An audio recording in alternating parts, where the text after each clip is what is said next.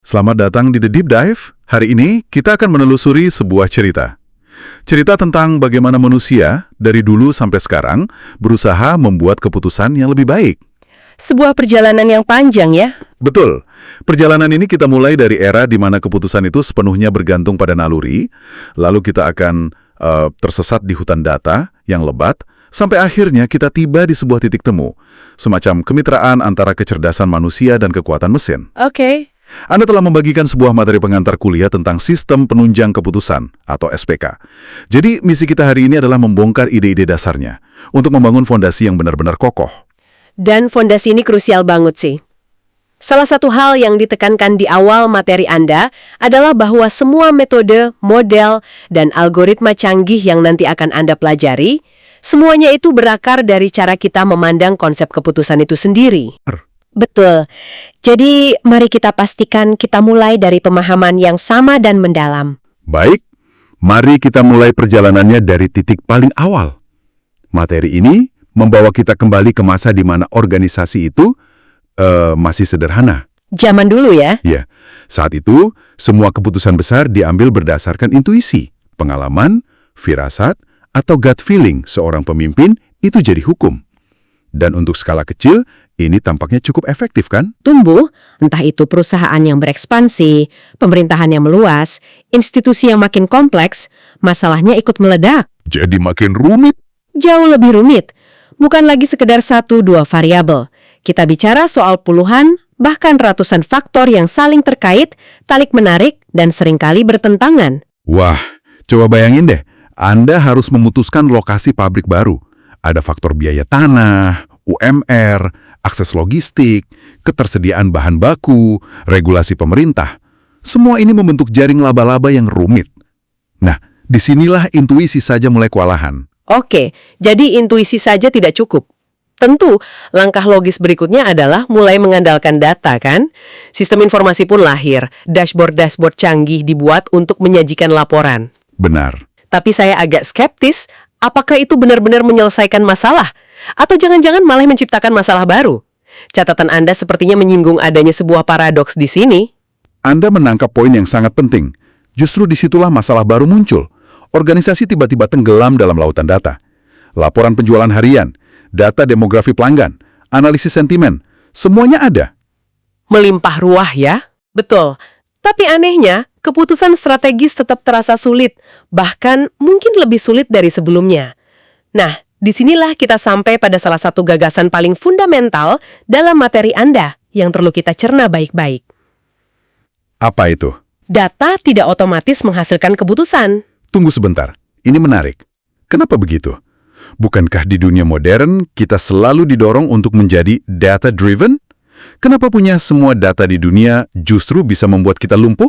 Karena data itu pada dasarnya bisu. Data hanya memberitahu kita apa-apa yang terjadi kemarin, berapa angka penjualan bulan lalu. Fakta mentah saja ya? Persis. Data tidak memberitahu kita lalu kenapa, atau sebaiknya kita bagaimana. Data itu tidak punya konteks. Misalnya, data menunjukkan penjualan produk A turun 20%. Apa artinya? Apakah karena marketing gagal? Atau karena pesaing meluncurkan produk baru? Atau mungkin daya beli masyarakat memang lagi turun? Nah, itu dia. Data saja tidak bisa menjawabnya. Ia butuh interpretasi, butuh kerangka berpikir. Dari kesadaran inilah ide awalnya muncul. Kita tidak butuh sistem yang hanya menyajikan data. Kita butuh sistem yang membantu kita berpikir tentang data itu. Inilah cikal bakal lahirnya sistem penunjang keputusan. Oke, ini mulai masuk akal. Jadi SPK lahir dari kebutuhan akan sistem yang lebih pintar. Lalu, apa sebenarnya SPK itu? Apa yang membedakannya dari sekedar spreadsheet canggih atau dashboard analisis data? Secara formal, materi Anda mendefinisikannya sebagai sistem berbasis komputer yang dirancang untuk mendukung proses pengambilan keputusan, terutama pada masalah yang tidak sepenuhnya terstruktur. Oke. Tapi ada satu kalimat kunci setelah definisi itu yang menurut saya adalah ruh dari SPK. Poin kuncinya di sini, dan ini penting sekali. SPK itu bukan bosnya, dia cuma asisten. Asisten, bukan bos. Saya suka analogi itu. Iya kan? Sistem ini adalah pendukung, bukan penentu. Keputusan final, tanggung jawab akhir, tetap ada di tangan manusia. Oke, jadi kalau perannya sebagai asisten, apa saja tugas spesifik yang bisa dilakukannya untuk membantu bosnya, yaitu kita sebagai pengambil keputusan? Tugasnya ada beberapa. Pertama, ya jelas, ia bisa mengolah data dalam skala dan kecepatan yang tidak mungkin dilakukan manusia. Kedua, dan ini bagian pentingnya, ia bisa menerapkan model atau metode keputusan. Nah, kata model ini kadang terdengar rumit. Bisa kasih contoh model yang sederhana itu seperti apa? Tentu, bayangkan Anda sedang mencari apartemen baru. Anda pasti punya kriteria kan? Harga sewa, jarak ke kantor, luas ruangan, fasilitas. Pasti. Anda tidak menilai semua kriteria itu sama rata kan? Mungkin jarak ke kantor bobotnya paling penting buat Anda. Lalu harga, baru fasilitas. Betul, ada prioritasnya. Nah, apa yang Anda lakukan di kepala Anda itu sebenarnya adalah sebuah model pembobotan sederhana. SPK melakukan hal yang sama, tapi untuk keputusan bisnis yang jauh lebih kompleks. Dengan puluhan kriteria dan ribuan data, secara sistematis dan konsisten. Wow, oke. Lalu tugas ketiganya? Tugas ketiganya adalah menyajikan berbagai alternatif keputusan beserta analisis konsekuensinya. Jadi pada dasarnya SPK itu menstrukturkan proses berpikir kita. Bukan memberi jawaban, tapi membantu kita mengajukan pertanyaan yang tepat. Tepat. Dari catatan Anda, sepertinya SPK membantu kita menjawab 3 pertanyaan inti. Pertama, alternatif apa saja yang mungkin? Ya, Lalu kriteria apa yang relevan? ya. Dan terakhir, dari semua itu, mana yang paling rasional berdasarkan data dan model yang kita sepakati? Begitu ya? Tepat sekali. SPK tidak akan pernah bilang, pilih lokasi C untuk pabrik baru. Titik. Nggak gitu. Tapi lebih ke... Dia akan menyajikan, ini 3 lokasi terbaik. Lokasi A unggul di biaya tapi lemah di logistik. Lokasi B logistiknya terbaik tapi biayanya paling mahal. Lokasi C itu jalan tengah. Ini proyeksi keuntungan dan risikonya untuk masing-masing. Jadi manusia yang tetap memutuskan dengan basis bukti yang kuat bukan sekedar firasat. Persis. Saya harus akui penjelasan ini masih terdengar mirip dengan sistem informasi manajemen atau dashboard-dashboard yang sudah dipakai banyak perusahaan. Keduanya kan sama-sama berbasis data. Apa memang ada perbedaan yang nyata di antara keduanya? Atau ini cuma istilah baru untuk ide yang sudah lama ada? Pertanyaan itu sangat wajar, karena di permukaan keduanya memang mirip. Tapi kalau kita gali lebih dalam, fokus dan tujuannya sangat berbeda. Sistem informasi manajemen atau SIM itu pada dasarnya adalah sebuah cermin spion. Cermin spion. Iya, fungsinya melaporkan apa yang sudah dan sedang terjadi. Laporan penjualan mingguan, absensi karyawan bulanan, status inventaris saat ini. SIM itu menjawab pertanyaan bagaimana kondisi kita sekarang.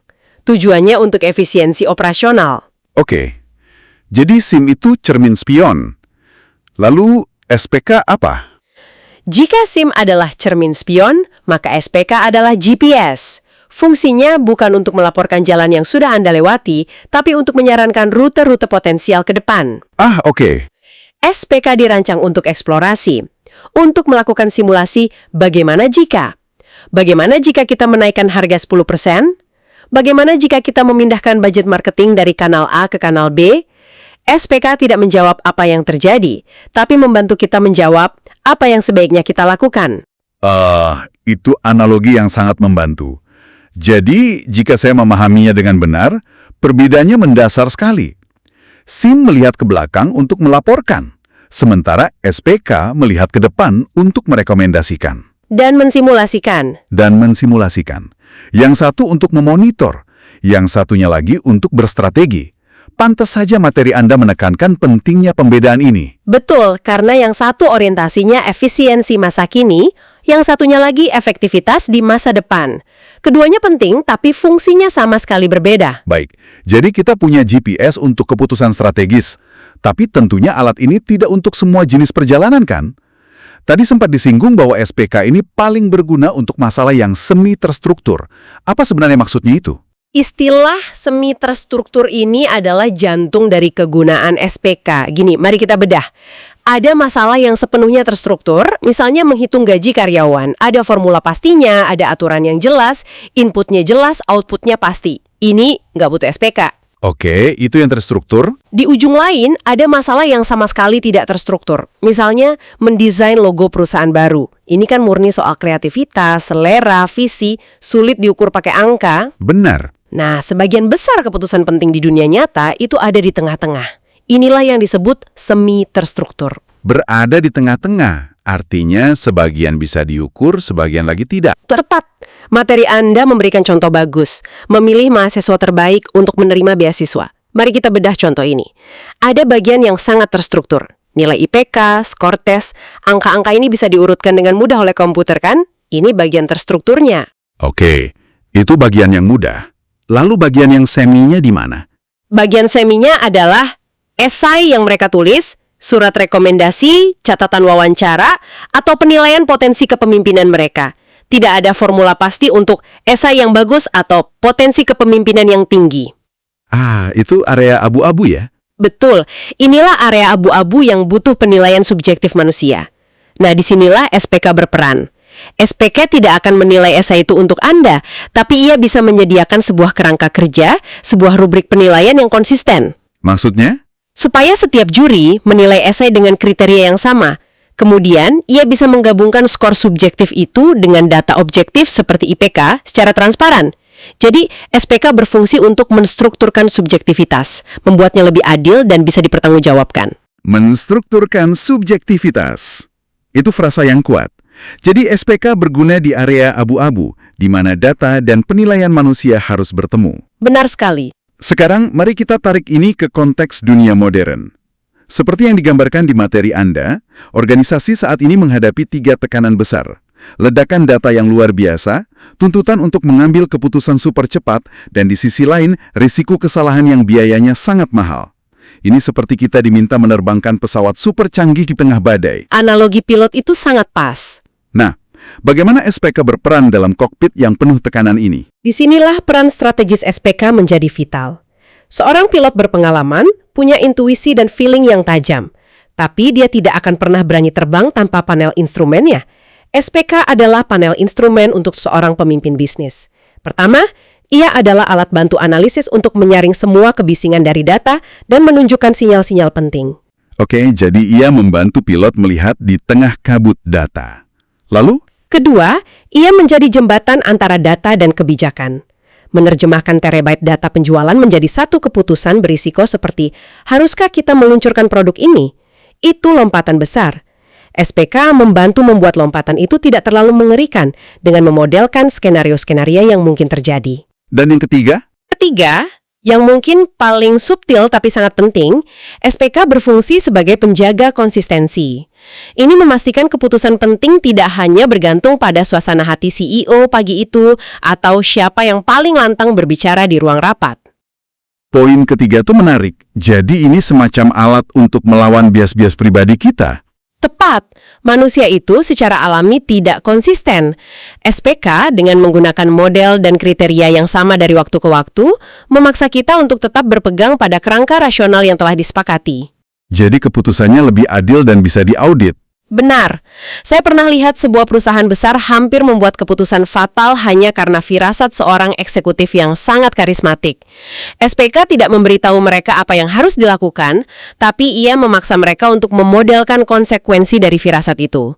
Dan data menunjukkan itu akan menjadi bencana. Wow. Di sana, SPK berfungsi sebagai alat untuk skeptisisme yang terstruktur. Contoh-contoh yang ada di materi Anda juga sangat relevan. Di dunia pendidikan, SPK bisa dipakai untuk seleksi mahasiswa secara lebih adil. Di industri, untuk memilih karyawan atau menentukan kelayakan investasi. Dan sepertinya ini baru permulaan ya. Benar sekali. Catatan Anda diakhiri dengan pandangan ke depan bahwa peran SPK ini akan semakin kuat saat digabungkan dengan teknologi seperti machine learning dan kecerdasan buatan. Ini adalah petunjuk kemana arah bidang ini akan berkembang. Jadi, sistemnya bisa belajar sendiri. Betul. SPK tidak lagi hanya tentang model statis yang kita buat, tapi tentang sistem yang bisa belajar dan beradaptasi seiring dengan masuknya data baru. Ini akan menjadi topik lanjutan dalam perkuliahan Anda. Setelah semua pembahasan ini, ada satu prinsip dasar yang terus berulang dan rasanya menjadi kesimpulan paling penting yang harus kita pegang. Apa itu? Ini bukan tentang algoritma canggih yang menggantikan manusia. Ini tentang bagaimana manusia bisa membuat keputusan yang lebih baik, lebih jernih, dan lebih rasional dengan bantuan sistem.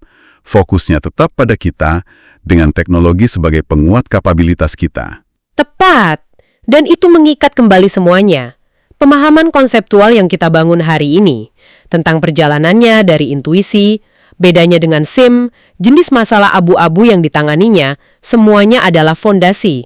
Tanpa fondasi ini, algoritma secanggih apapun hanya akan jadi kotak hitam. Kotak hitam yang tidak kita pahami dan tidak bisa kita pertanggungjawabkan. Tepat sekali. Tepat sekali. Sebagai penutup dan bahan renungan untuk Anda, mari kita pikirkan ini sejenak. Sumber kita menekankan bagaimana SPK membantu manusia menjadi lebih rasional dan konsisten, agar tidak sepenuhnya terombang-ambing oleh intuisi. Pertanyaannya adalah, seiring sistem ini menjadi semakin canggih dalam menyajikan pilihan yang paling optimal berdasarkan data, di manakah letak peran intuisi, pengalaman, dan naluri manusia yang tidak bisa diukur oleh angka? Pertanyaan yang bagus sekali. Jika GPS sudah menunjukkan rute tercepat, kapan seorang pengemudi berpengalaman boleh mengambil jalan lain berdasarkan firasatnya? Bagaimana kita, sebagai pengambil keputusan di masa depan, menyeimbangkan dua kekuatan dahsyat ini, kekuatan analisis data dan kekuatan kearifan manusia, tanpa menjadi terlalu bergantung pada mesin?